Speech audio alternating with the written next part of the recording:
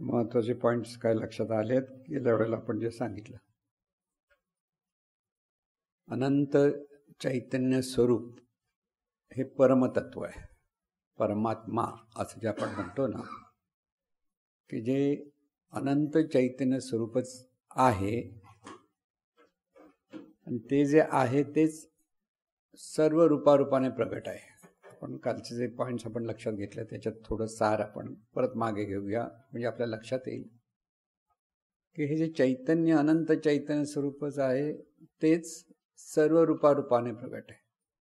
रूपांमध्ये जरी विविधता असली तरी ती सर्व रूप एकाच स्वरूपाची आहेत.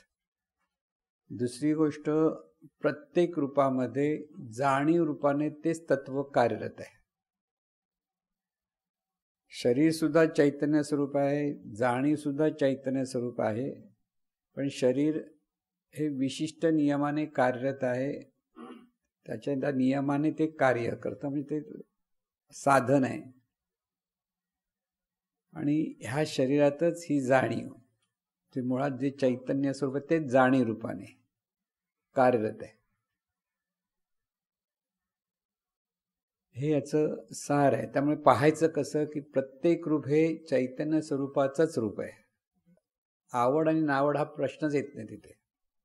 पाहण्याची दृष्टी प्रत्येक रूप हे चैतन्य स्वरूपाचं असल्यामुळे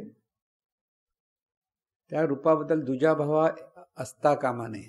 आहे ते चैतन्य स्वरूपाचं रूप आहे, त्याचा आदर आणि त्याच्याशी आपण चांगलं वागणं, विचार आचार ह्या दोन्ही गोष्टी आपल्याकडे करणं म्हणजेच परमेश्वराची उपासना आहे. ही जमत नसेल तर परमेश्वराची उपासना होत नाही. फुलं हार घातले म्हणजे उपासना झाली असं त्याचा अर्थ नाही आहे. करू नये असंही नाही, ज्याला त्याच्यात आवड आहे त्यांनी करावी. पण खरी उपासना ही प्रत्येक, अगदी प्राणी मात्र असो किंवा माणसं असो, पण कमीत कमी माणसांबरोबर तरी आपलं पाहणं, आपले विचार हे ते चैतन्य स्वरूपच आहे या भावात असलं पाहिजे. म्हणून जसं सोन्याच्या दागिन्यामध्ये सोनं, तसं प्रत्येक रूपामध्ये ते चैतन्य स्वरूपच आहे ही खूण आपल्याकडे बांधून घेतली पाहिजे. म्हणून आपली जवळची जी नातेवाईक आहेत, जे कोणी आहे जवळचं चक्र आपण म्हणतो, तिथे ते सर्व चैतन्य स्वरूपाचीच रूपं म्हणून जर पाहायला लागलं की आपली दृष्टी बदलते. आपण पाहण्याचा जो भेदभाव करतो तो समोरच्याचे काही गुण पाहून किंवा त्याचं वागणं पाहून भेदभाव करू शकतो, पण तसं आपल्याकडनं होता कामा नये.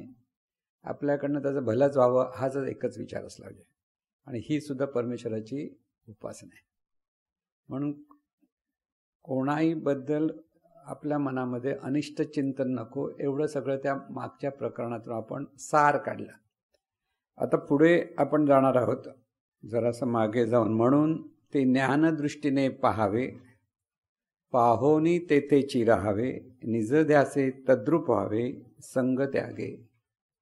ज्ञानदृष्टी काय? सर्वत्र चैतन्य आहे हे ज्ञान, आपणही चैतन्य आहोत हे ज्ञान, आणि आपण चैतन्य समोरही चैतन्य ह्या ज्ञानदृष्टीने पाहावे. मग ही ज्ञानदृष्टी असते. मग इथे भेदभाव नाही की मला हा आवडत नाही, तो आवडत नाही, असं काही नाही. म्हणजे आपल्या घरात पण आपल्याला एखादी व्यक्ती आवडते, एखादी व्यक्ती आवडत नाही असं जे आपण म्हणत असतो, ते सत्साधकाची दृष्टी नव्हे.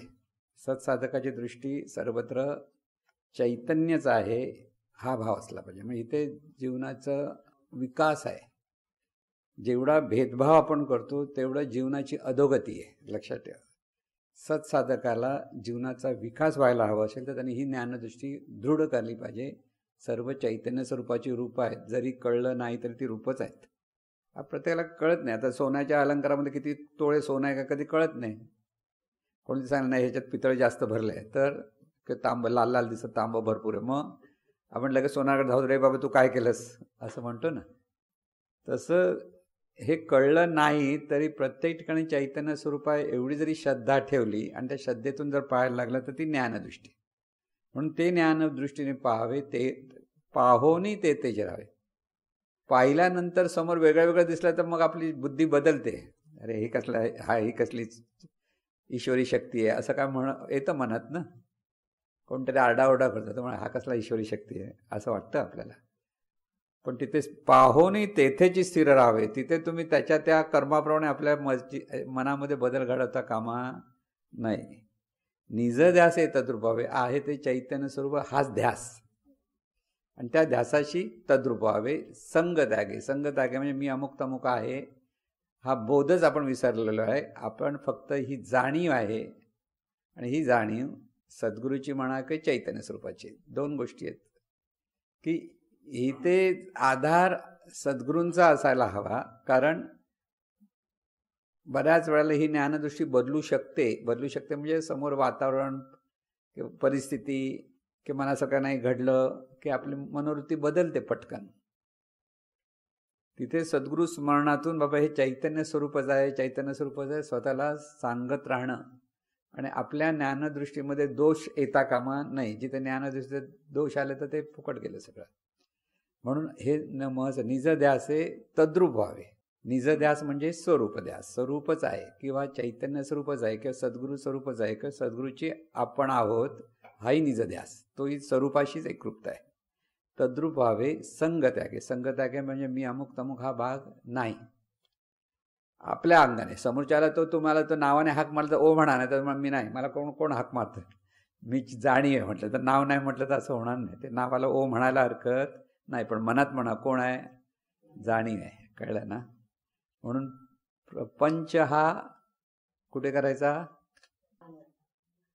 प्रपंच हा लोकात जनात, आणि परमार्थ हा मनात. आपल्या मनामध्ये हे सतत स्मरण पाहिजे. समोरच्याला सांगायला जाऊ नका मी जाणीव आहे. आपल्याला लक्षात असलं पाहिजे. त्याच्यातून आपल्याला हे म्हणून ह्याला गुह्य म्हणतात. सांगायचं नाही म्हणून गुह्य. लोकांना सांगत गेला तर ते गुह्य राहत नाही, कारण तिथे आपण लोक हसण्याचा विषय होतो. कळला ना? संग त्यागे म्हणजे देहाच्या संघातून, म्हणजे देह मी ह्या कल्पनेचा त्याग कर, आणि जे आहे ते चैतन्य स्वरूपच आहे ह्या ज्ञानातून पहा. ही ज्ञानदृष्टी. मी म्हणणारे जे तत्व आहे ते जाणीवरूप चैतन्य स्वरूपच आहे. प्रत्येक जण मी म्हणत असतो, मी आहे म्हणतो, म्हणजे प्रत्येक जण जाणीवरूप चैतन्य स्वरूप आहे. आता हे वाक्य आपल्याकडे सतत लक्षात ठेवलं की प्रत्येक जण जाणीवरूप चैतन्य आहे. जे जे तुम्ही पाहतो आपण, ज्या ज्या गोष्टी निरनिराळ्या दिसतात ते त्या अनंत स्वरूपाचीच रूप म्हणजे जाणीवरूप चैतन्य आहे ते, आणि त्या भावात तिथे पाहता आलं पाहिजे. परंतु अज्ञानामुळे कल्पनेतून जाणीव स्वतःला देह समजते, त्याला जीवभाव म्हणतात. आज आपली जी मूळ अवस्था जी झाली आहे ती म्हणजे आजची अवस्था ती आपण जीवभावात आहोत. देहाला मी म्हटल्याने देहाच्या नियमातच ते गुंतून पडते. म्हणून शरीर चैतन्य स्वरूप आहे, परंतु शरीरातून जाणणारे तत्व स्वतंत्र आहे, मुक्त आहे. ते जाणणारे तत्व अत्यंत सूक्ष्म आहे. त्या जाणणाऱ्या तत्वाला पाहता येत नाही. जाणणारे तत्व जन्माला कधी आले माहीत नाही, आणि त्याला मृत्यू नाही, त्याला अंत नाही, त्याला सुरुवातही नाही. ते मी आहे. मी म्हणणारी जाणीव चैतन्य स्वरूप आहे. म्हणजे आपण कसे आहोत हे वाचल्यानंतर आपण कसे आहोत, आपण कसे आहोत ते इथे परत लक्षात घ्या की हे सगळं जीवनाचं सार आहे. परमार्थ इथे आला.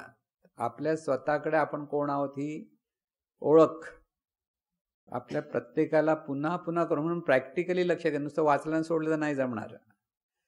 प्रत्येक वेळेला आपल्याला हे सगळं आपण जाणीवरूप चैतन्य स्वरूप आहोत, चैतन्य स्वरूपाचं जाणीवरूप आहोत. तुम्ही कोणाची आई नाही, मुलगी नाही, बहीण नाही, भाऊ नाही, तुम्ही जाणीव आहात.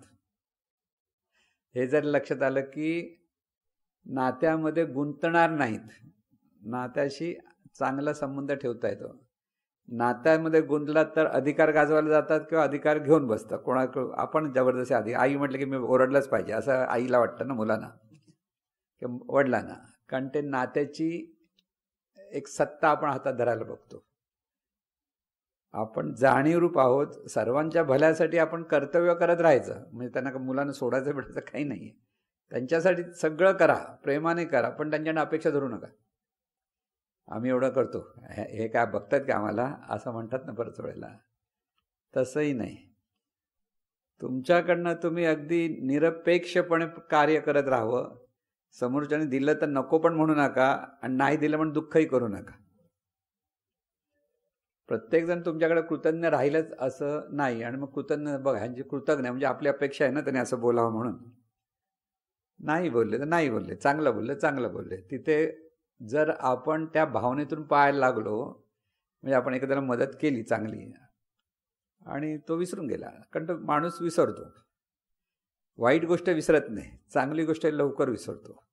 आणि मग आपण म्हणतो बघा कृतज्ञ किती आहे, आपण एवढं केलं, जरा पण त्यांना हसता पण नाही आलं सर्व व्यवस्थित, असा जर विचारतो. कारण ती आपली अपेक्षा असते आणि तिथे आपण घसरतो.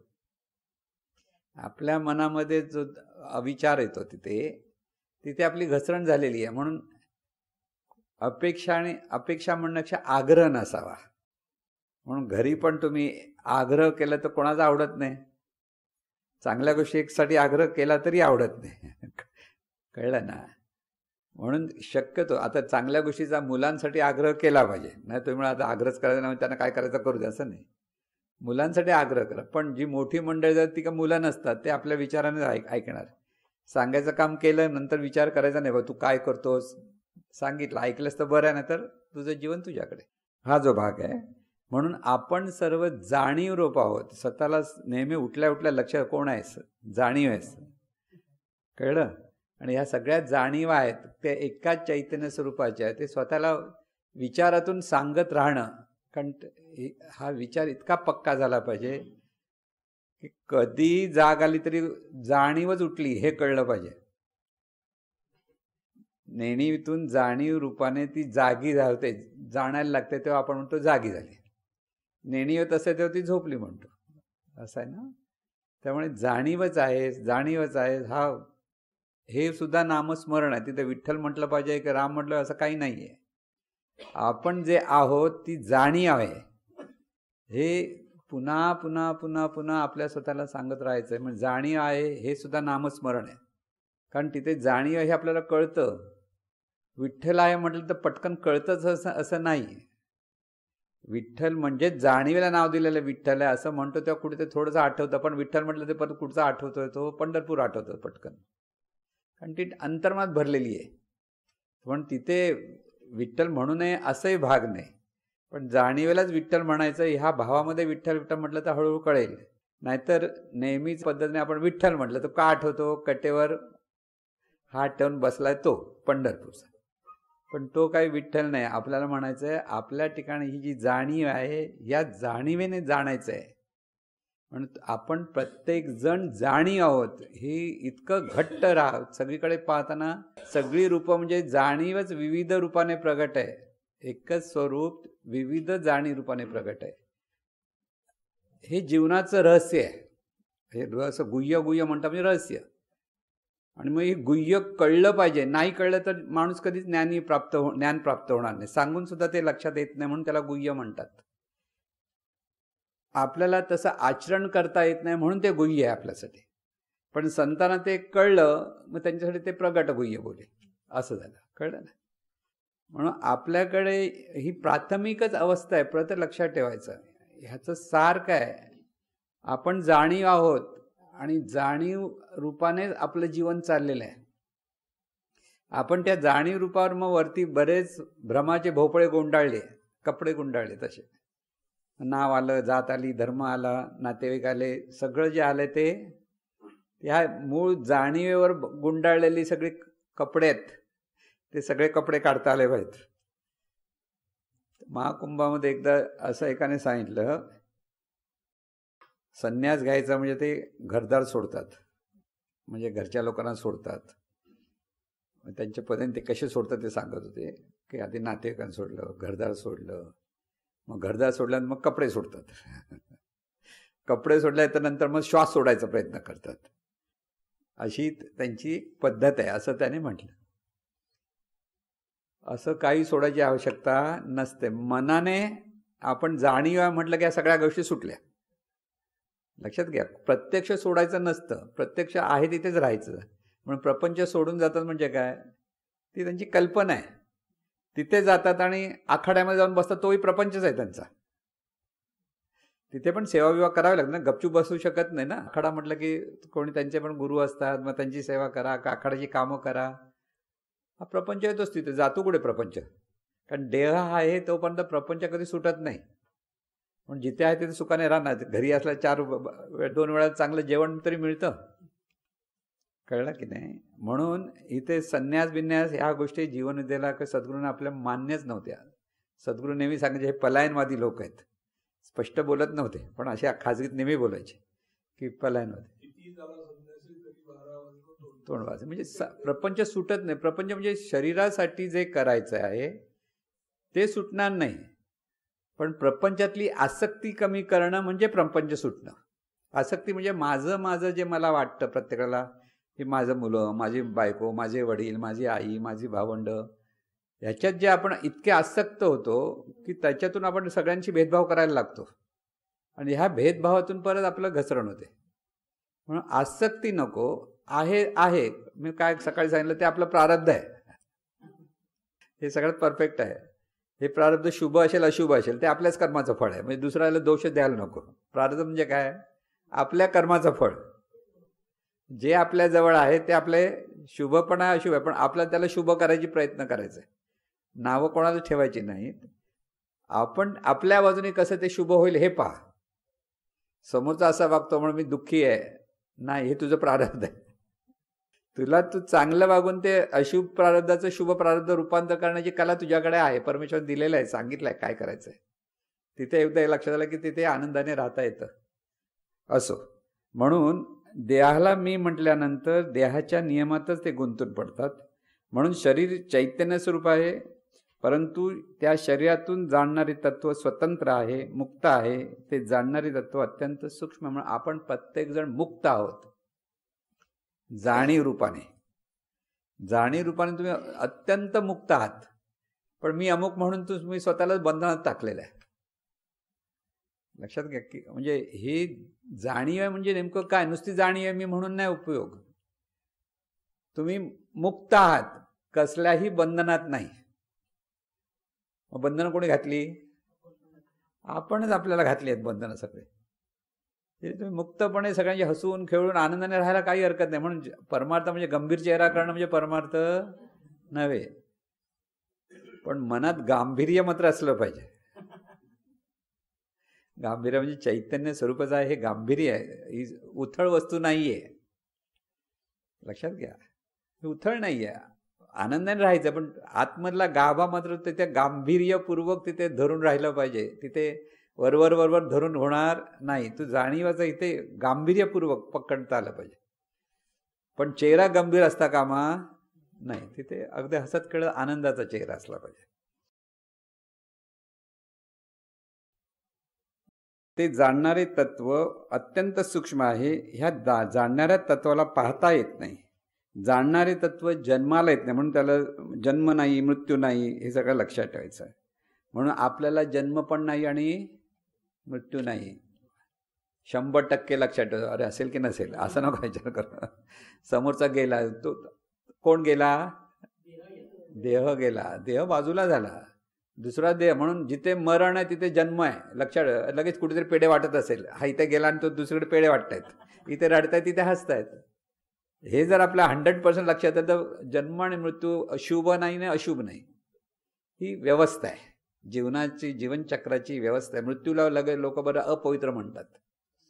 अपवित्र काही नाही, उलट ती पवित्र गोष्ट आहे. महाराज नाही म्हणतात नवीन कपडे घातले, पवित्र आहे का अपवित्र आहे? पवित्र आहे. तसा देह नवीन धारण केला पवित्र आहे. मग कोणताही धारण केला तरी, आता कोणता धारण केलं आपल्या कर्मावर आहे परत. लक्षात आलं? म्हणून सावध राहून कर्म करणं. पुढचा जन्म कुठचा पाहिजे आपल्याला? माणसाचाच पाहिजे. नाही तर ती मियाव मियाव करून बिचारी येते. आहे कुठेतरी नातं आपलं, कळलं?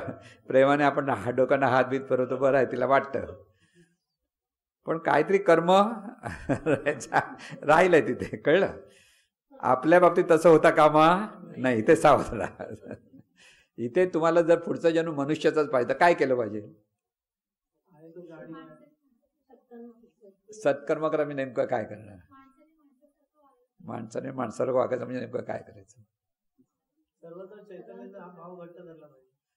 चैतन्य घट्ट धरलं. आणि दुसरं काय केलं पाहिजे?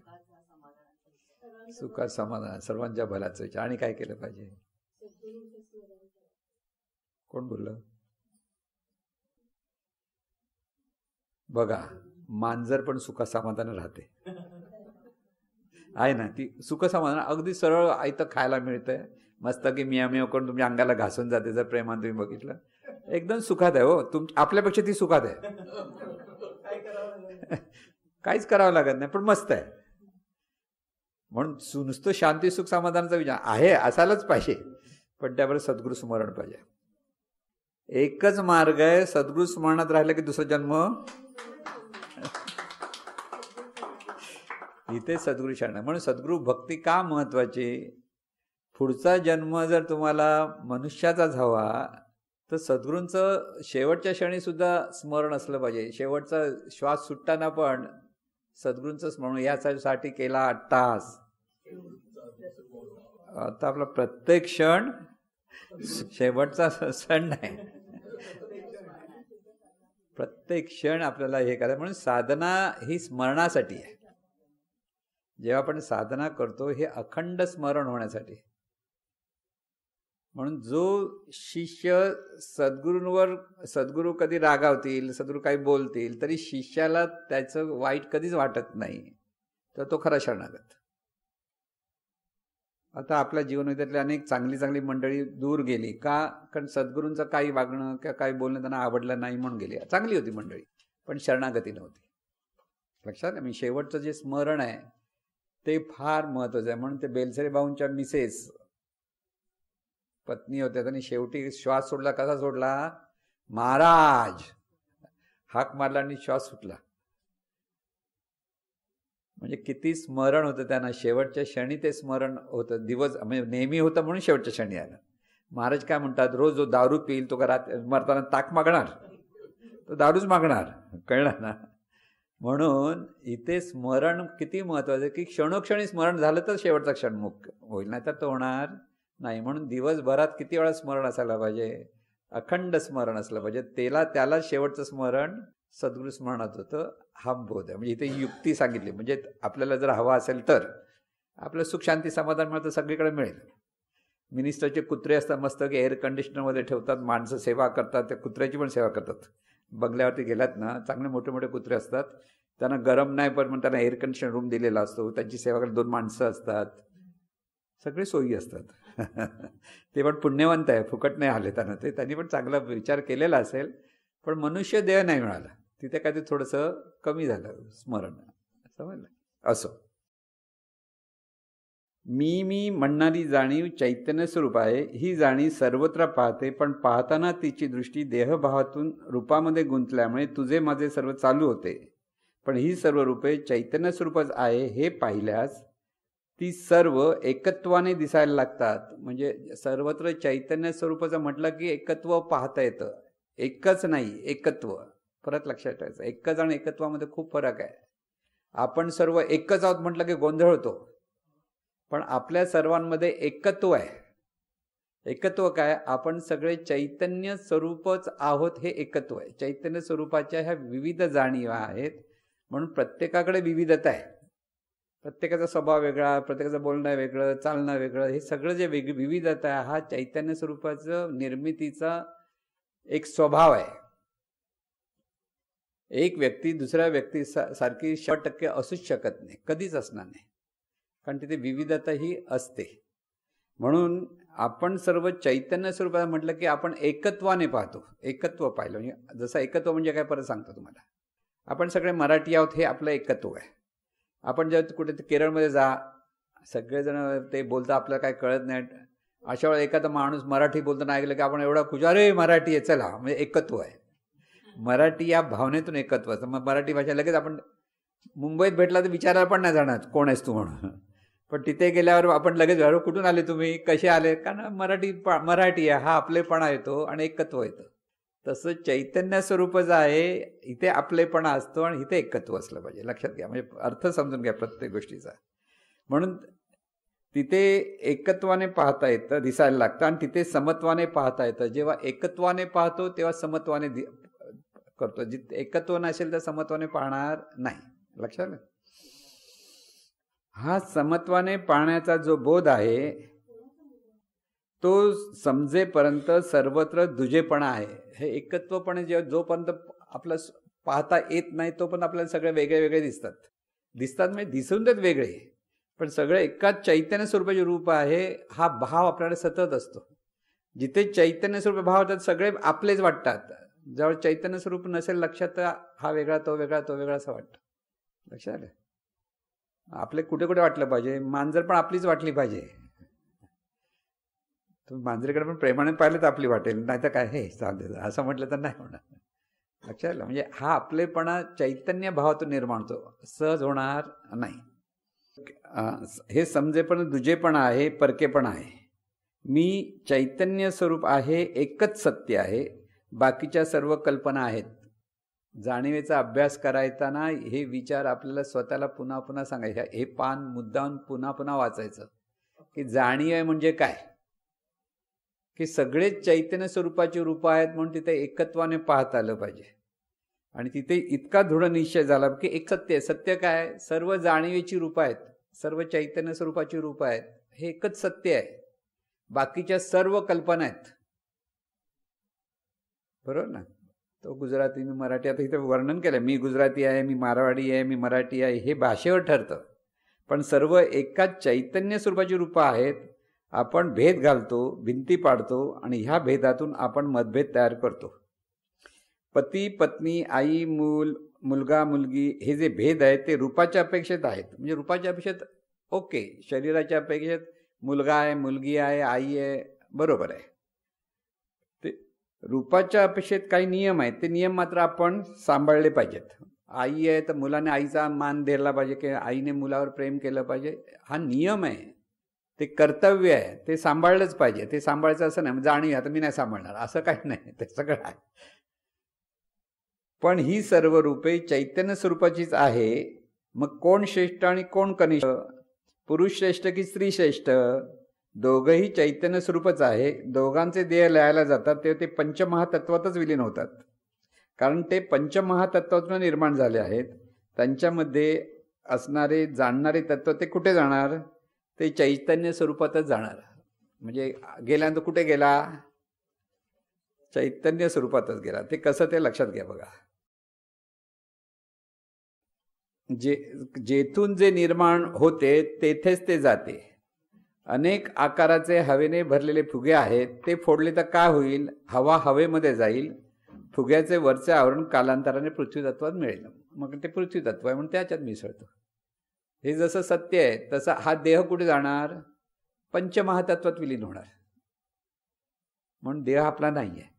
आपला माझा देह म्हणतो नाही, तो पंचमहातत्वाचा देह आहे. ही जाणीव आहे, ही जाणीव कुठे जाणार? चैतन्य अनंत स्वरूप जाणीव आहे, म्हणजे चैतन्य स्वरूप आहे, त्यात विलीन. तिथूनच ती आली, तिथून ती जाणार, त्याचंच ते रूप आहे. असणारं, स्फुरणारं, जाणणारं सांगितलं ना. हे देहातून जाणणार तर तो जाणार कुठे? असणाऱ्याकडे जाणार, दुसरीकडे कुठे जाऊ शकत नाही, दुसरी जागाच नाही जायला.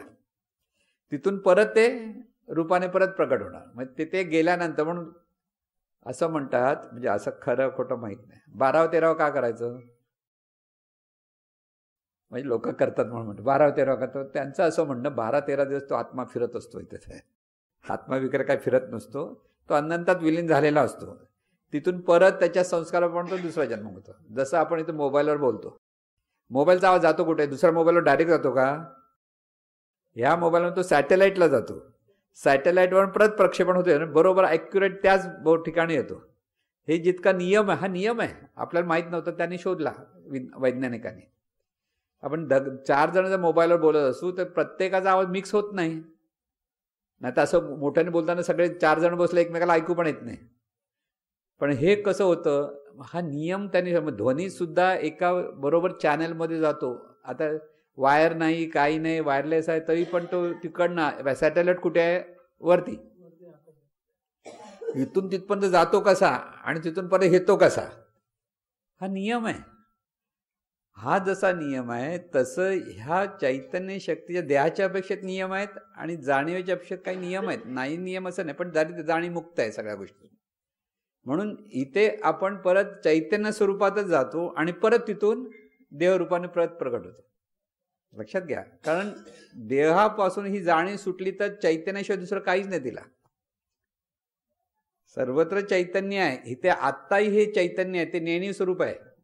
वायुतत्वाने सगुण झालं, आकाशतत्वाने सगुण झालं, जलतत्वाच्या अंगाने सगुण झालं, तेजतत्वाच्या अंगाने सगुण झालं, पृथ्वीतत्वाने सगुण झालं. आणि त्याच्याही पलीकडे पण आकाश आहे, त्याला चित्ताकाश म्हणतो आपण. आणि त्याच्याही पलीकडे आकाश आहे, ते चिदाकाश म्हणतो. म्हणजे आकाशाची ही लेवल्स, आकाश म्हणजे चैतन्य स्वरूप कशा पद्धतीने आहे हा त्याच्या मागचा अर्थ आहे. म्हणजे आपण चैतन्य स्वरूपात जाणार, मग भीती कसली? जिथून आलो तिथे जाणार, पण मृत्यूची भीती राहत नाही. जाणीव कळलं की मरणाऱ्याची भीती, मरण्याची भीती नाही, कारण आपण मरणारच नाही, आपण मरणार नाही. पण माणसाला भीती किंवा रडू कुठे येतं, दुःख कुठे वाटतं? माझे माझे असताना सुटणार म्हणून दुःख होतं. ते जे तुझंच नाही तिथं माझे माझे कशाला म्हणता? एकदा महाराजांकडे आपले एक नामधारक होते, ते वारले. अतिशय, आम्ही ज्यावेळेला सोमवारच्या अभ्यासाला जायचो तिथले अतिशय चांगले नामधारक होते, वारले. तर त्यांची पत्नी मग काही दिवसांनी आली सोमवारची अभ्यासावर. म्हणजे ज्यावेळेला प्रवचन चालायचे ना ह्याच्यावरती, टी व्हीवर लावायची, तिथे ती रेकॉर्डिंग व्हायची. तर ते आल्यानंतर महाराज त्यांना म्हणतात, तर जो आपलाच नव्हता तो, त्याचं कशाला दुःख? आपला असा तो राहिला नसता का? तो गेला कशाला?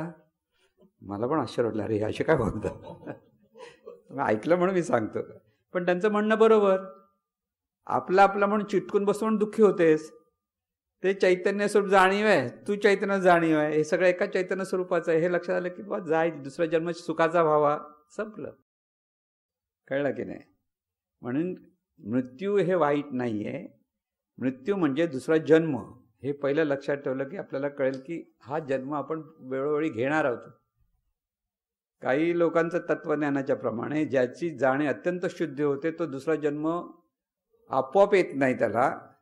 तो हवा तर घेऊ शकतो, नाही तर गपचूप बसू शकतो, असं एक तत्वज्ञान मांडलं जातं. आता त्याला पुरावा काय देता येणार नाही. पण ज्यावेळेला आपण आता मोठे संत वगैरे तिथे जातात, किंवा साईबाबा आहेत, तर तिथे साईबाबा आहेत असा जो भाव आहे, कारण ते त्यांनी दुसरा जन्म नाही घेतलेला आहे, ते त्या अंगाने त्याचं करतात, असं त्या मागचं तत्वज्ञान आहे. की स्वरूपानंद आहे, तर स्वरूपानंद म्हणाले मी इथेच राहणार. मी येतं म्हणजे देहाने तिथे राहणार नाही आहेत, पण त्या चैतन्य भावाने तिथेच राहणार आहेत, असं त्याचा दुसरा अर्थ असतो. म्हणून अशाही पद्धतीने लोक संतांना समाधीकडे जातात, ज्ञानेश्वर माऊलीची समाधीला जातात, ते ज्ञानेश्वर माऊली तिथेच आहे हा भाव त्यांचा असतो. आणि त्याप्रमाणे जेव्हा तुम्ही प्रार्थना करता त्या भावातून, त्याप्रमाणे तुम्हाला परिणाम पण मिळतो. म्हणून आहे की नाही हे काही तुम्हाला सिद्ध करता येणार नाही ती गोष्ट, पण अशा गोष्टी आहेत जीवनामध्ये. लक्षात घ्यायचा. हा जाणीवेचा अभ्यास केला की तुम्हाला हे एक जाणीव म्हणजे काय, तर हे जाणीव आपली कशी आहे, आपलं जीवन कसं आहे, हे आपल्याला इतकं स्पष्ट. म्हणून हे प्रकरण पुन्हा पुन्हा मुद्दाम वाचलं पाहिजे की आपण कोण आहोत हे तिथे बोध आहे. ही जाणीव म्हणून आपण आहोत, आणि ही जाणीव मुक्त आहे, स्वतंत्र आहे, म्हणून कशात गुंतायचं नाही आहे तुम्हाला. सगळ्याकडनं अगदी सहजपणे आनंदाने जगता आलं पाहिजे, सहजपणे आपलेपणाने सगळ्यांचे चांगले संबंध जोडता आले पाहिजेत. आणि जितका आनंद कराल, जितक्या जास्तीत जास्त लोकांचं भलं कराल, तितकं तुम्हाला जीवन आनंदाने जगता येतं. असो, हवा हवेमध्ये जाईल, फुग्याचे आवरण वरचे आवरण कालांतराने पृथ्वी तत्वात मिसळले जाईल.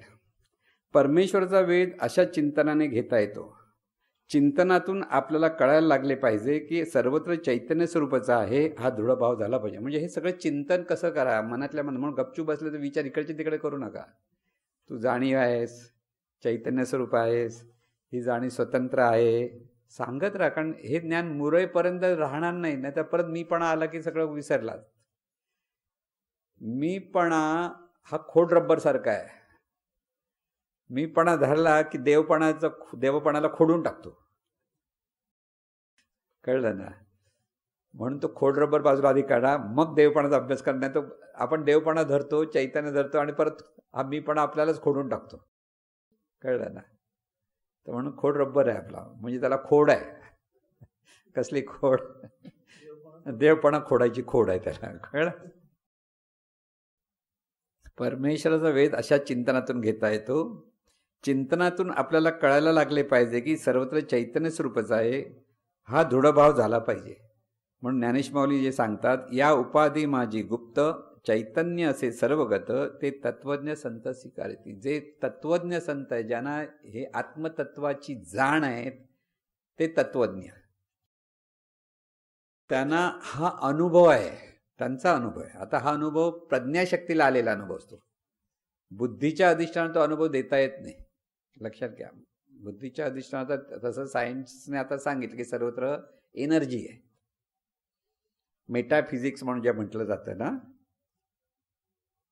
की तिथे सर्वत्र एनर्जी आहे, हे त्यांनाही मान्य आहे. ते जरी प्रूव्ह करता आलं नाही तरी त्यांनी अणू फोडला, अणूच्या आतमध्ये काय इलेक्ट्रॉन प्रोटॉन म्हटलं, इलेक्ट्रॉन प्रोटॉनच्या मध्ये त्याचं प्रोटॉन खोडला तर त्याच्यामध्ये क्वाड्स म्हणून एक त्यांचं नाव दिलं, तर क्वाड्स म्हणतात त्याला. आणि क्वाड्सला पण फोडायचा प्रयत्न, तिथे काय फुटत नाही, मग तिथे फक्त एनर्जी आहे कळतं, नुसती एनर्जी आहे. तीच एनर्जी क्वाड्स रूपाने आहे, तीच इलेक्ट्रॉन प्रोटॉन रूपाने आहे, तीच ॲटम रूपाने आहे, तेच देह रूपाने, देह म्हणजे काही वस्तू असेल त्या रूपाने आकाराला येतं, असं शास्त्रज्ञांनी आता प्रूव्ह केलं आहे. तिथपर्यंत त्यांना कळलं. पण मग हे आता आपल्या ऋषीमुनींनी हजारो वर्षापूर्वी सांगितलं की आहे ते चैतन्यच आहे, दुसरं काही नाही. चैतन्य म्हणजेच एनर्जी, दुसऱ्या भाषेत इंग्लिशमध्ये म्हणायचं ती एनर्जी आहे. कळलं? वेद घ्यायचं असेल तर रूपाकडे बघा आणि मग त्या चैतन्य स्वरूपाचा वेद घ्या. म्हणून सर्वत्र नमस्कारी मज एकाते हा बोध अंतर्मनात मुरला पाहिजे. लहान असो की मोठा असो, गरीब असो की श्रीमंत असो, सामाजिक व्यवस्थेच्या अंगाने तसे असले तरी तिथे भेदाभेद असता कामा नये. आता सामाजिक व्यवस्थेमध्ये भेद आहेच, भेद म्हणजे त्या व्यवस्थेच्या अंगाने आहे, म्हणजे त्याच्यात भेद म्हणता येणार नाही. नरेंद्र मोदी पंतप्रधान आहे म्हणून त्यांना मान दिलाच पाहिजे, त्या पदाचा मान ठेवलाच पाहिजे, आणि म्हणून ते पंतप्रधान पदाचा तो मान आहे, तो मान आहे, म्हणजे तो भेद आहे तसा बघायला. पण त्या भेदात म्हणजे वाईट काहीच नाही आहे, तो व्यवहाराच्या अंगाने बरोबर असला तरी आपली पाहण्याची दृष्टी समज. शेवटी नरेंद्र मोदी आहेत कोण? जाणीव आहेत. कळलं ना? आता हा कर्तृत्वाच्या अंगाने मोठे आहेत, पण जाणीव आहेत, ज्ञानाच्या अंगाने तुम्ही त्यांच्यापेक्षा मोठे आहेत. नरेंद्र मोदींना माहीत नाही ते जाणीव आहेत, नाही तर आरडाओरडा केला नसता त्यांनी. कळलं मी काय म्हणतोय? तुम्ही कशावरून निवडणुकीच्या वेळेला असे समोरच्या ह्याला असे वाटेल तसे बोलतात, विरोधी लोकांना काय काय बोलतात, खरं खोटं माहीत पण नसतं. नरेंद्र मोदी बोलतात म्हणून लोक खरं मानतात परत, म्हणजे ते केवढं वाईट. ते जाणीव असतं तसं म्हटलं नसतं. ते म्हणाले अरे बाबा जे चांगलं काम करतात त्यांना मत द्या असं म्हणाले असते. कळलं ना? पण हा वाईट आहे, हा वाईट आहे म्हणजे मी चांगला आहे हे दाखवायचा प्रयत्न म्हणजे भेद आहे. कळलं? म्हणून त्यांना जाणीव माहीत नाही. आलं ना? मग तुम्हाला माहिती आहे, त्यांना माहीत नाही.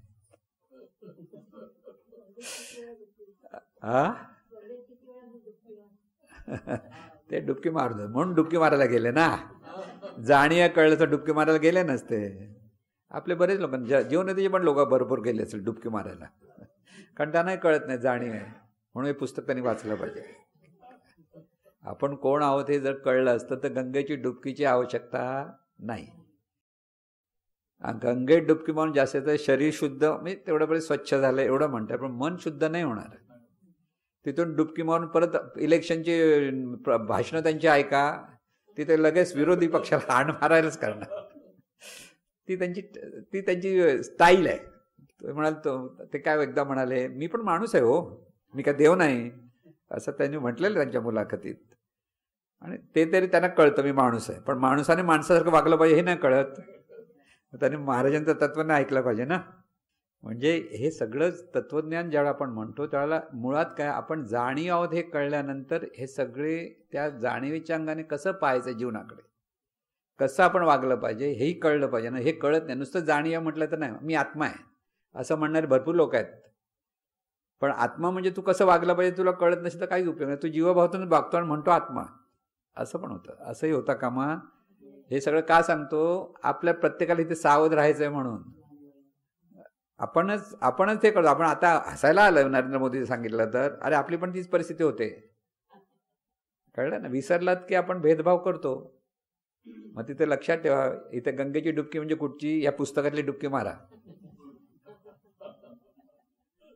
इथे डुबकी मारली तर सुधारणा आहे, गंगेत डुबकी मारून सुधारणा होणार नाही, लक्षात घ्या.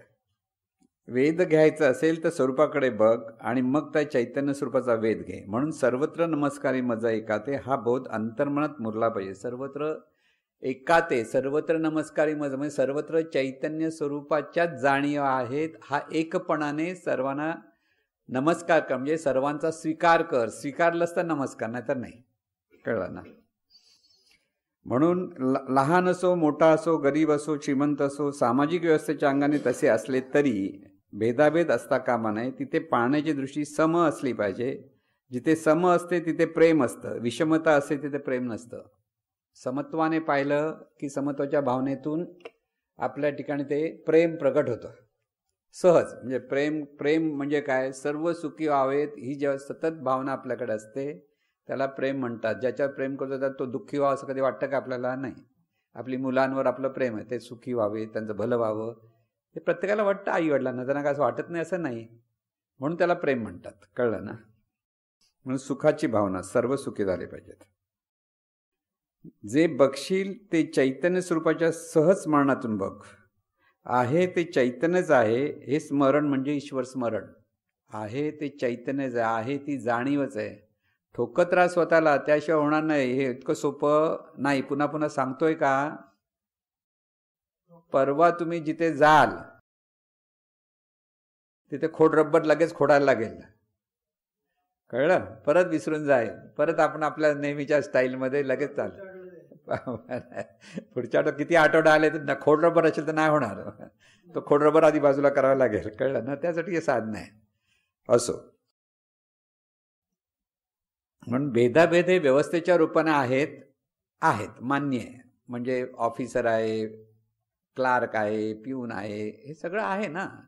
पण सर्व एकाच चैतन्याचे स्वरूप आहेत म्हणून सर्वांकडे आपल्याला समत्वाने पाहता आलं पाहिजे.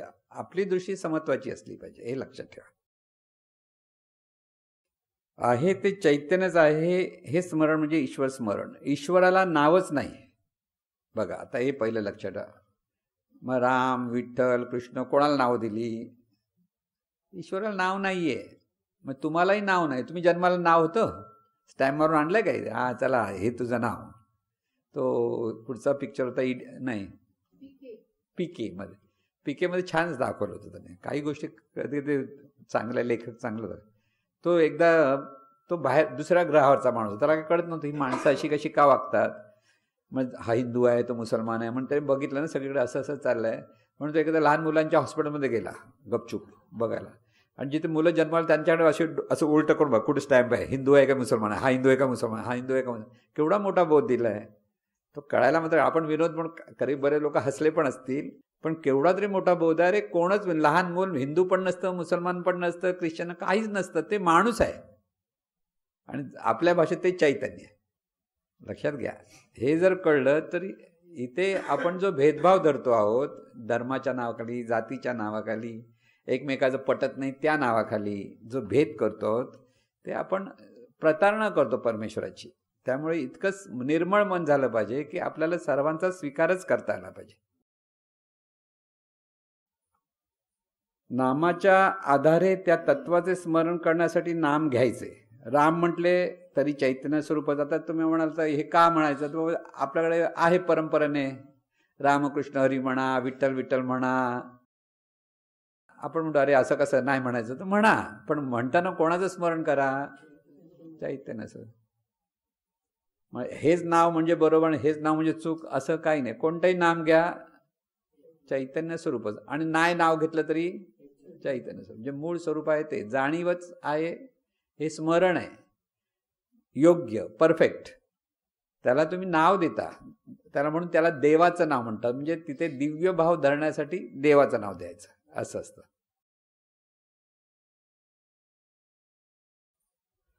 नाव तू दिले आहेस त्या देवाला नाव, त्याला नाव म्हणजे त्या देवाला नाव नाही. देवाला म्हणजे ह्या चैतन्याला नाव नाहीये. आहे ते एकच तत्व आहे आणि ते अनंत रूपाने प्रगट आहे. हा बोध सतत आपल्या लक्षात घेतला आला पाहिजे. सतत आपल्या लक्षात आलं पाहिजे की एकच चैतन्य स्वरूप आहे आणि सर्व रूपारूपाने प्रगट आहे. हे सतत मनात ठेवलं की समत्व येतं. ते पाहिलं की आपल्याला पाहण्याची दृष्टी आपली बदलते. समुद्रावर किती लाटा आल्या तरी तो समुद्रच आहे, तसे विविध रूप पाहिली तरी ते चैतन्य स्वरूपच आहे. सर्वार्थाने जर पाहायचं असेल तर रूप विविध आहेत.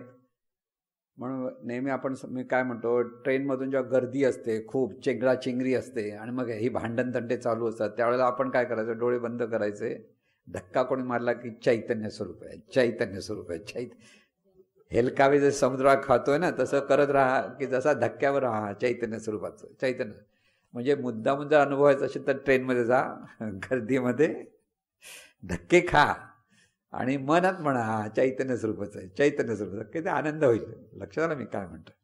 पण ती दृष्टी तशी असेल तर तुम्ही म्हणा अरे घामाचा वास येतो, अरे हे याचा वास येतो.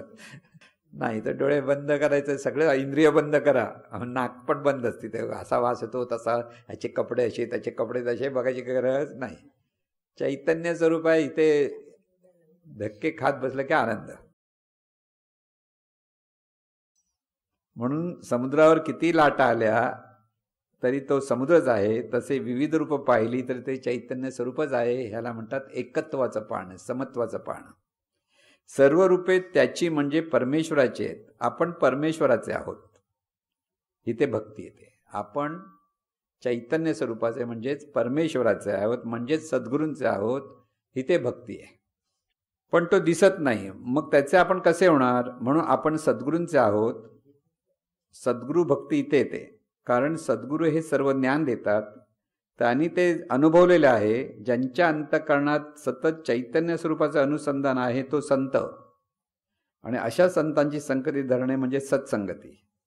संगती म्हणजे समगती. आपल्या जीवनाची गती त्या तत्वाशी सम झाली की संगती झाली. म्हणजे संगती म्हणजे काय, त्या तत्वाशी सम झालं पाहिजे.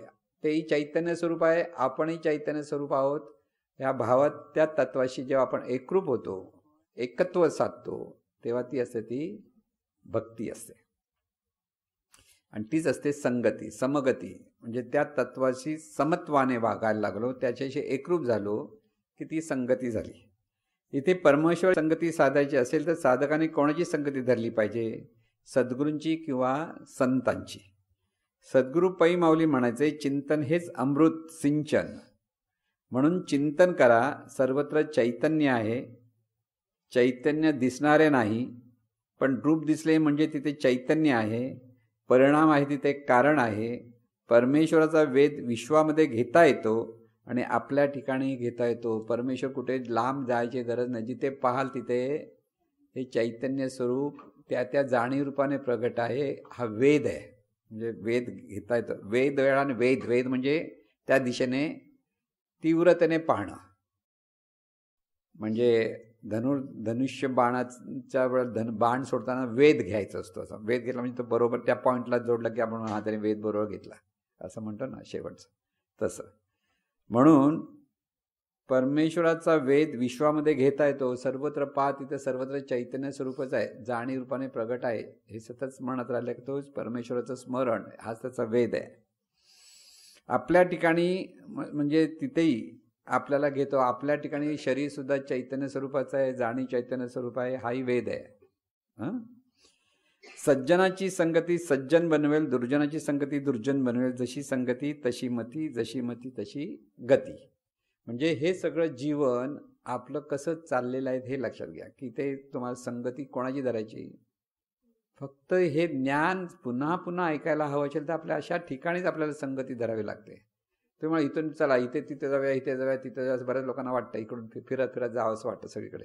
जसं नवीन प्रदेश बघायला आवडतं ना, सहलीसर पिकनिक काढायला जातो, तसं परमार्थी काही लोकांना वाटतं ह्याचं ऐकतो त्याचं ऐकतो. ऐकायला हरकत, पूरक पोषक असेल तर ऐकायला, जर पूरक पोषक नसेल तर त्यास ह्याची मग द्विधा मनस होते, हे बरोबर की हे बरोबर, गोंधळ होतो तिथे. म्हणून ऐकलं असेल तर पूरक पोषक असेल तर ऐकायचं. पूरक पोषक, आता तो जीवन सद्गुरूने आपलं जे तत्वज्ञान सांगितलं त्याला पूरक पोषक जर कोण सांगत असेल तर ते बरोबर, कारण सद्गुरूंनी सांगितलेलं इथे आपल्याला परफेक्ट आहे, ते चेक केलेलं आहे. आपणही आपल्या बुद्धीचा वापर करून समजून घेतलेला आहे. पण जर तुम्ही दुसरा कुठे आणखीन काहीतरी वेगळं सांगितलं तर आपल्याला तसं वाटतं. आता बघा, कोणीतरी शंकराची मोठी भक्ती सांगितली जाते, मग शंकरावरती असे 16 सोमवार अभिषेक करा, हे करा, मग असं होतं तसं. आपल्या मनात पण येतं ना, अरे हे केलेलं सोपं आहे करायला, कारण अभिषेक करायला सोपं आहे, स्मरण धरायला कठीण आहे, मग तिथे भेद सुरू होतो, बुद्धिभेद म्हणतात त्याला. तो बुद्धिभेद होता कामा नये. जाणीवच आहे हे पहिलं लक्ष. मग किती कोणी तुम्हाला सांगितलं, ऐकलं, तर हे पहिलं दृढ झालं तर मग सगळं बघायला हरकत नाही. ते दृढ होत नसेल तर ह्या एकाच ठिकाणी आपला अभ्यास चालू ठेवला पाहिजे. तो पूर्ण होईपर्यंत इकडे तिकडे फिरायचं नाही, पिकनिकला नंतर जायचं. आधी एकदा पक्क झालं की मग सगळीकडे कोणाचं ऐकायला हरकत नाही. सद्गुरूंची संगती साधायची म्हणजे साधकांनी नेमके काय करायचे? सद्गुरूंना पाहिले, सद्गुरूंचा फोटो ठेवला, सद्गुरूंची पूजा अर्चा केली, ही संगती अपुरी आहे. आपल्याला काय वाटतं? तेवढं केलं की पूर्ण नाही आहे, आवश्यक आहे. अपुरी आहे म्हणजे अनावश्यक असं नाही त्याचा अर्थ. सद्गुरूंचे स्मरण म्हणजे त्यांच्या ज्ञानाचे स्मरण. ज्ञानाच्या स्मरणातून आचरण झाले पाहिजे, तेव्हा ती संगती. सद्गुरूंचं रूप, त्यांनी दिलेलं ज्ञान, त्या ज्ञानातून आचरण, तेव्हा असते ती संगती. ज्ञानाप्रमाणे आचरण नाही केलं तरी सद्गुरू किती जवळ असले तरी ती संगती नव्हे. आलं लक्षात? संगती कधी?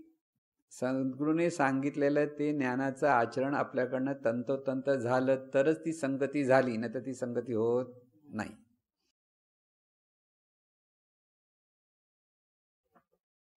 तेव्हा ती संगती. ज्ञान कळले पाहिजे, आकळले पाहिजे, वळले पाहिजे. ज्ञानातून वळणे होत नसेल तर चैतन्य स्वरूपाचा वेध पूर्ण होणार नाही.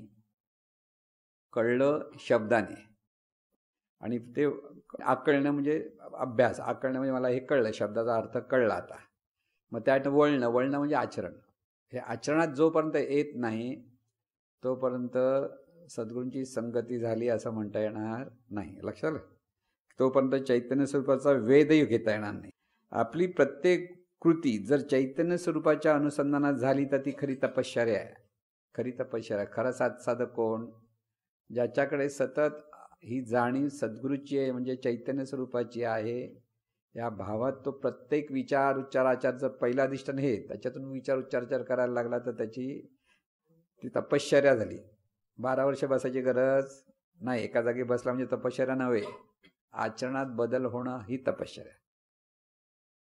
एकांतात मी म्हणणारे चैतन्य स्वरूप आहे आणि लोकांतात ते चैतन्य स्वरूप सर्वत्र आहे.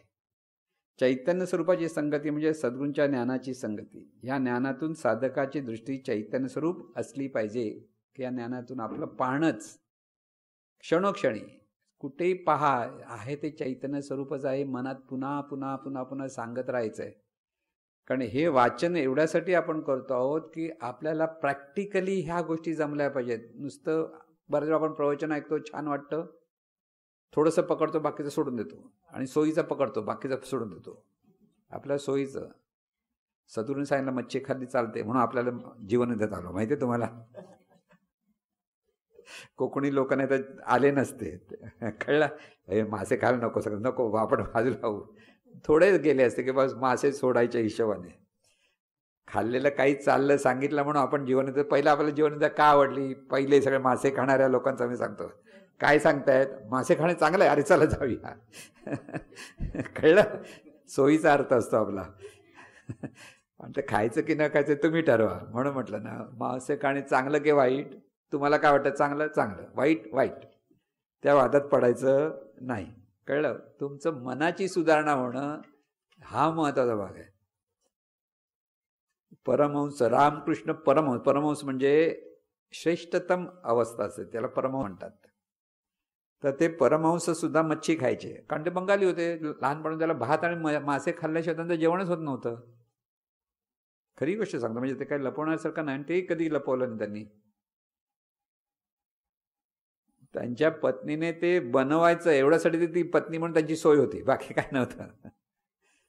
त्याही तेवढ्याच साधक होत्या, त्याही तितक्याच हे होत्या. त्यांचं नाव काय होतं? कोणाला माहिती आहे?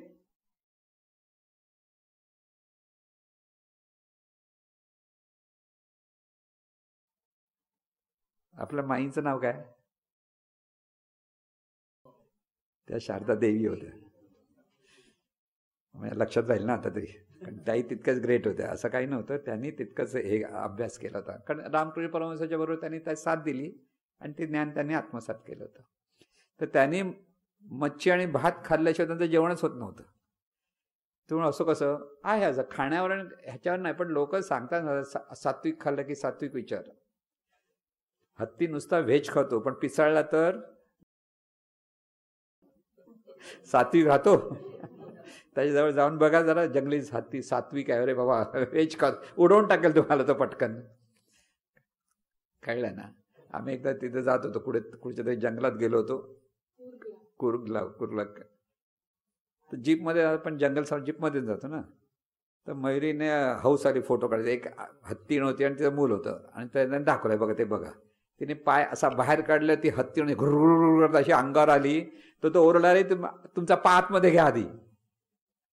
ते आतमध्ये पाय गेला, ती थांबली. पण तिला कळलं की ती बाहेर पाय काढला म्हणजे ती माझ्या मुलाला त्रास देऊ शकते, इतकी तिची जाणीव हे होती.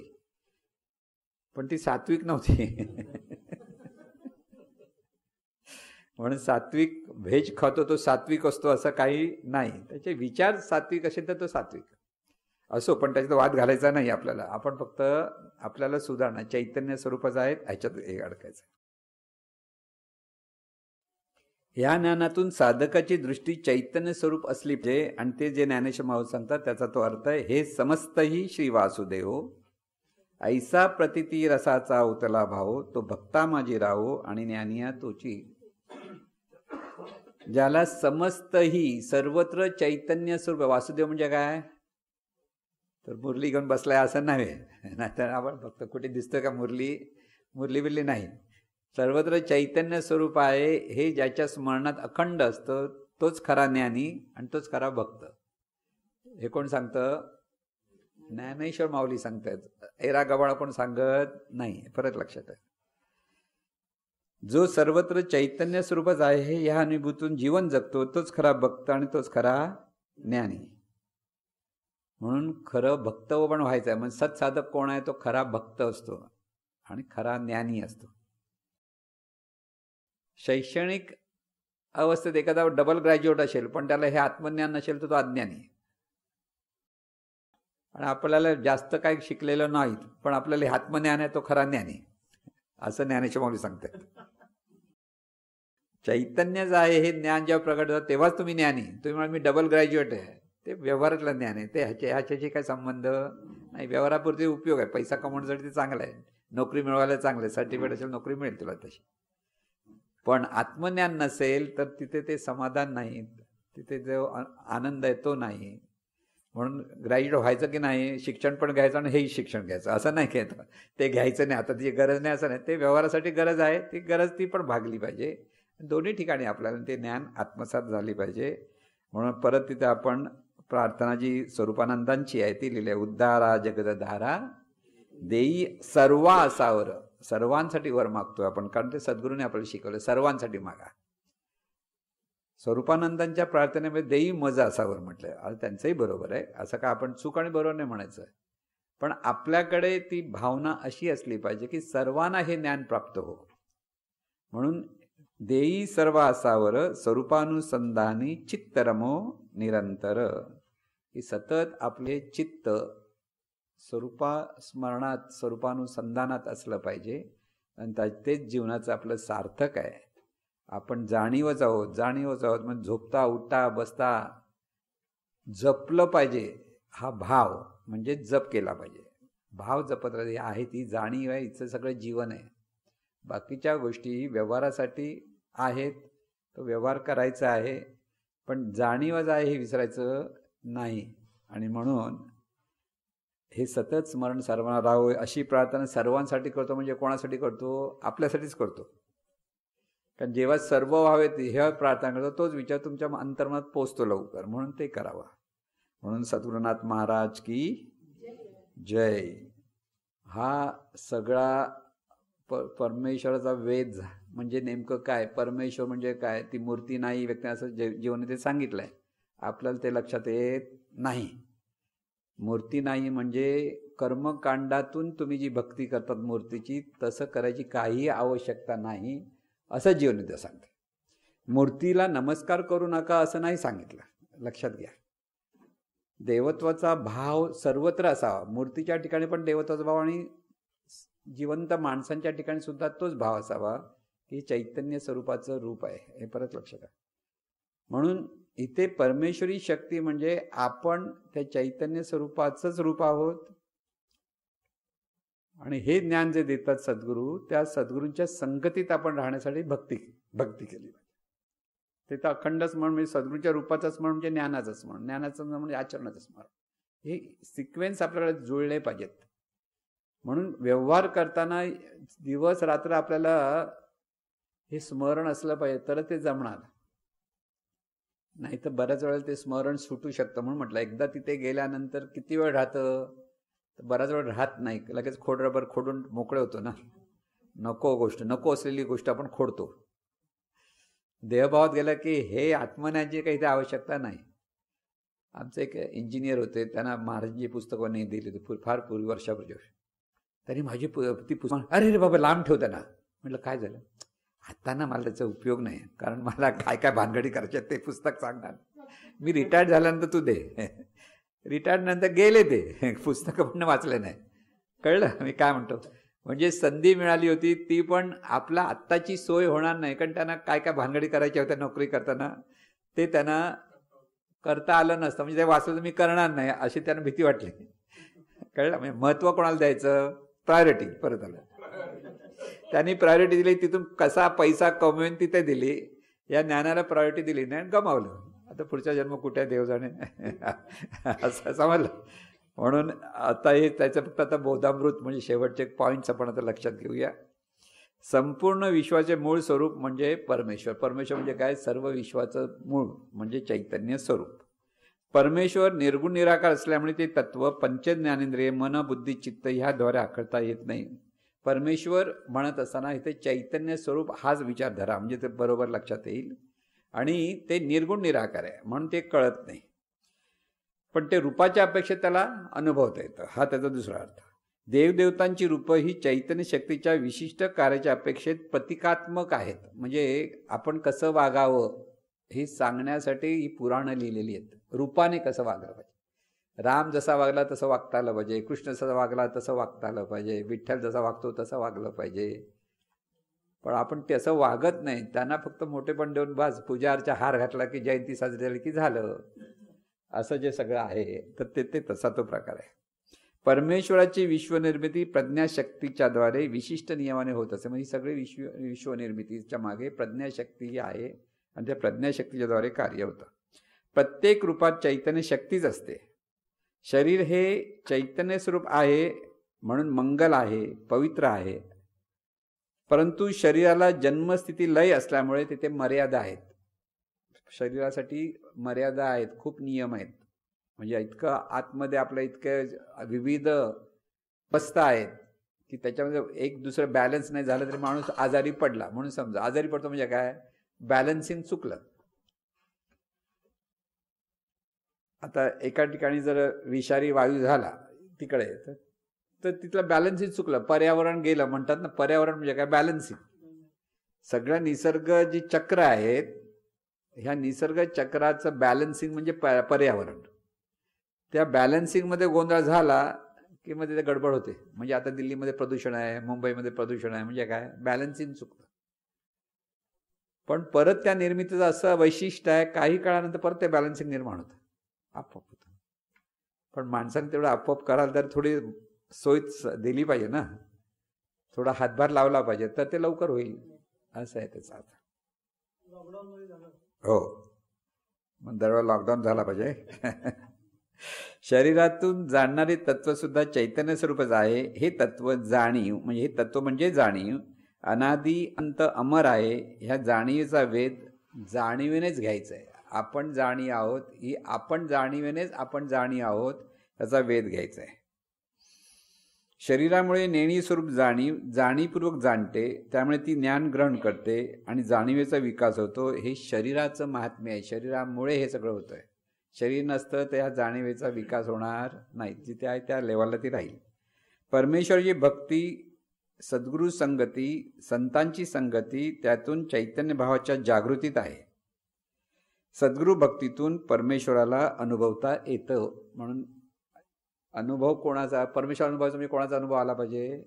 जाणीवेला जाणीवेचा अनुभव आला पाहिजे. परत लक्षात ठेवा, ही सर्वत्र जाणीव आहे, जाणीव आहे. हा अनुभव आला की ते परमेश्वराचा वेद म्हणून परमेश्वर म्हटलं की डोळ्यासमोर काय आलं पाहिजे परत सगळं जाणीव आणि चैतन्य स्वरूपच आहे, त्याच्याशी दुसरं काही नाही. हे जर लक्षात आलं की उपास करायला नको, नाही तर आमचा गुरुवार आहे, सोमवार आहे, मंगळवार आहे, काही गरज नाही. आता ज्यांना जमतं त्यांना बघा, नाही ते सोडता येत नाही असं म्हणतात काही लोक, पण त्याला अर्थ नाही आहे. आपण त्या कर्मकांडात अडकलेलो आहोत, हे त्याचा अर्थ. मंगळवारी सिद्धिविनायकला जाऊन लोक लाईन लावतात, आवश्यकता आहे का? नाही. हा गणपती इथेच आहे.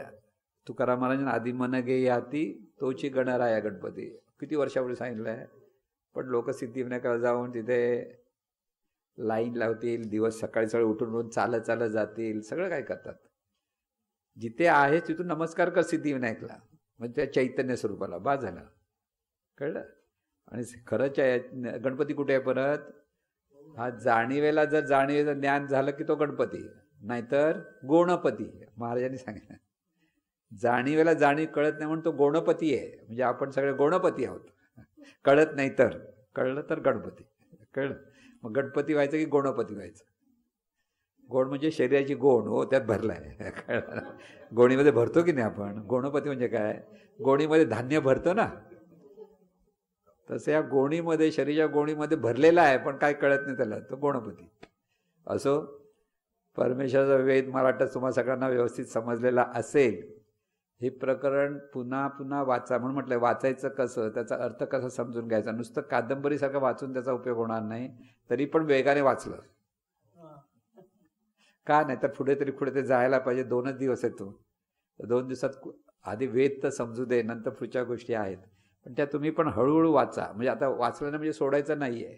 पुढच्या प्रत्येक गोष्ट साधनेच्या अंगाने आहेत. म्हणजे आता अजून परमेश्वर वेदचं दुसरा पार्ट आहे, त्याच्यानंतर मग सगळं साधनेच्या अंगाने कसं ते अनुभवायचं, त्यासाठी निरनिराळे काही मार्ग आहेत की निरनिराळ्या कशा पद्धतीने काही मोठमोठे शब्द वापरले, त्याचा अर्थ काय हे समजण्यासाठी तिथे मार्गदर्शन आहे. ते पण पुन्हा पुन्हा वाचल्याशिवाय होणार नाही. अडचण आली तर प्रश्न विचारा, हरकत नाही. मग अगदी व्हॉट्सॲपवर प्रश्न विचारला तरी चालेल, की कुठे आपलं परेलला चाललेलं असं तिथे चिठी दिली तरी चालेल, की प्रत्यक्ष फोन करून विचारलं तरी चालेल. कुठेही पण ते ज्ञानाचं असलं पाहिजे. सगळ्या गोष्टी आपल्याला हे ज्ञान आत्मसात करण्यासाठी आहेत, हे पहिलं लक्षात ठेवायचं आहे. आणि त्याच्यातून आपल्याला सत्साधक म्हणून जे आपण म्हणतो आहोत ते सत्साधक घडले पाहिजेत. जोपर्यंत सत्साधक घडणार नाही तोपर्यंत ज्ञान आत्मसात होणार नाही. परत म्हणजे हे सगळं जीवनाचं वास्तव सांगतो. म्हणजे इथे नावं ठेवणं प्रकार नाही आहे, की सत्साधक व्हायचं असेल तर आपल्याला ह्या ज्ञानाची कास पुन्हा पुन्हा धरली पाहिजे. सद्गुरूंनी जे सांगितलं त्या पदाने ते ज्ञान आचरणात आलं पाहिजे. आपल्याला राग येतो कळलं तर आपल्याला वाईट वाटलं पाहिजे. राग कसा आला? कारण देवाभावात गेलास म्हणून राग आला. कोणाबद्दल अनिष्ट विचारायला तर राग आला. म्हणजे इथे सावध राहिलं पाहिजे. राग येता कामा नये, वेडवाकडं बोलता कामा नये. हे सगळं आपल्याला ते इतकं परफेक्ट झालं पाहिजे की तुम्ही इथून गेल्यानंतर जर असे वागलात तर समोरच्या लोकांना आश्चर्य वाटलं, हा बाबा हा झालं काय ह्याचं, इतका आनंद झाला, मग तुम्ही काहीतरी मिळवलं म्हणून समजा. पण तुम्ही तसेच वागला तर काय नाही उपयोग, गेला आणि आला, गंगेत न्हायला आणि गंगेत घोडं न्हायलं, हा एवढाच प्रकार होईल. कळलं ना? तर तसं होता कामा नाही. मग आपण गंगेतल्या लोकांना म्हणतोय ही पण ज्ञानगंगा आहे, इथे पण नुसतं आंघोळ केली म्हणजे झालं नाही, आचरणात आलं तरच फायदा, नाही तर काय उपयोग नाही. म्हणजे हे ज्ञान आत्मसात करायचं आहे, हा त्याच्यातला खरा बोध आहे.